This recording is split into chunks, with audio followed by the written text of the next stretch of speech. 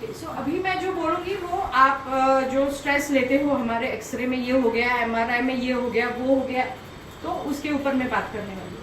सो आप जब आपका एक्सरे एमआरआई निकालते हो तो वहाँ पे रेडियोलॉजिस्ट नीचे लिखता है you need to correlate clinically. So जब पेशेंट फर्स्ट टाइम मेरे पास आता है और जब हम असेसमेंट करते हैं तो हम उसका क्लिनिकल डायग्नोसिस करते हैं। जो आपका उस दिन किया, so that was his diagnosis was his muscles were not active.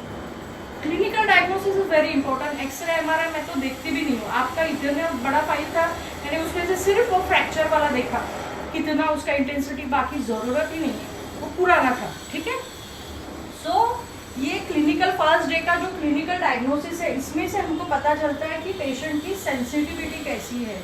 Sensitivity with respect to their pain, with respect to जो कुछ लाइफ में हुआ है।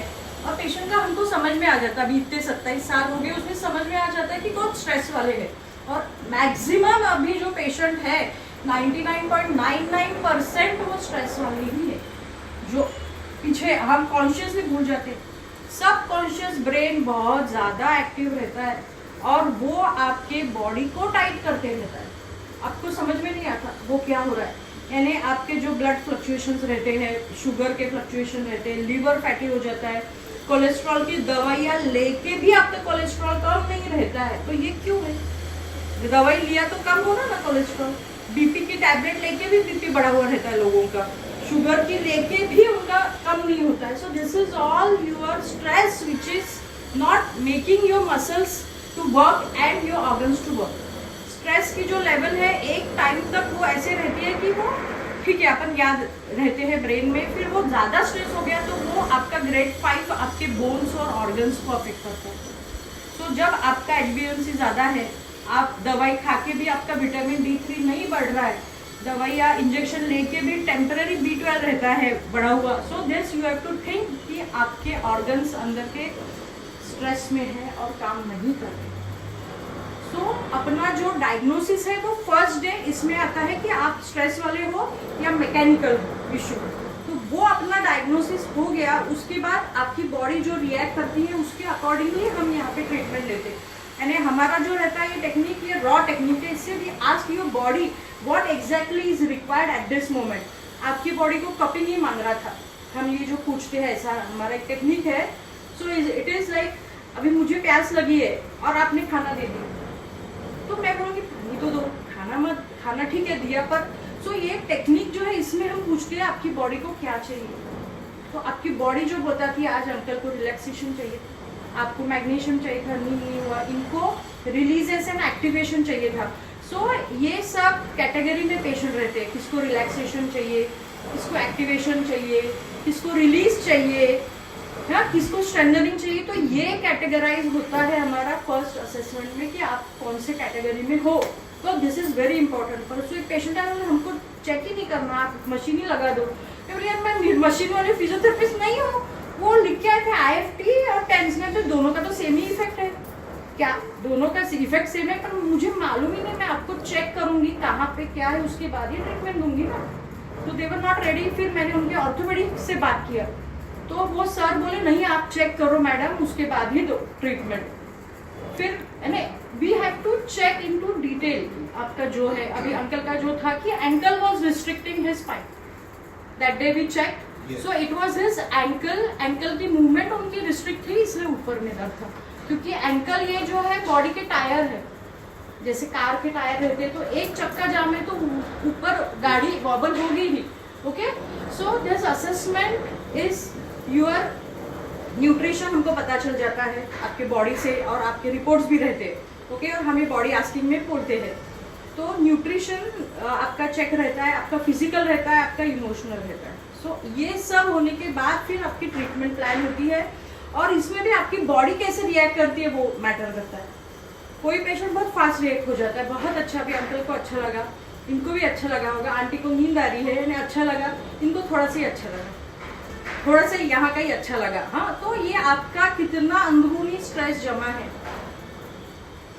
वो डिसाइड करता है। और सबसे इम्पोर्टेंट जो है पानी के ऊपर कि एवरीवन, आप सभी लोग डिहाइड्रेटेड हो क्योंकि दवाइयाँ चल रही है।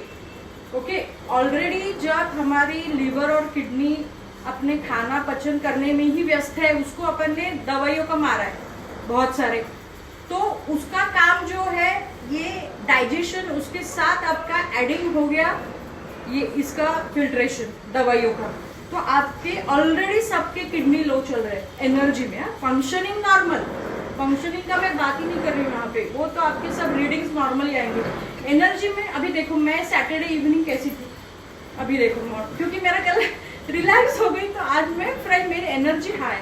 सो आपको पानी थोड़ा थोड़ा करके पीना ही होगा, और वो भी फिल्टर वाला करो जो है करो, पर मटके में भरा वाला करो, और वाटर को रखो आप स्टेशनरी, क्योंकि वाटर सबसे ज़्यादा एनर्जी रहता है वाटर में, और हमारी बॉडी मोर देन 70% वाटर है।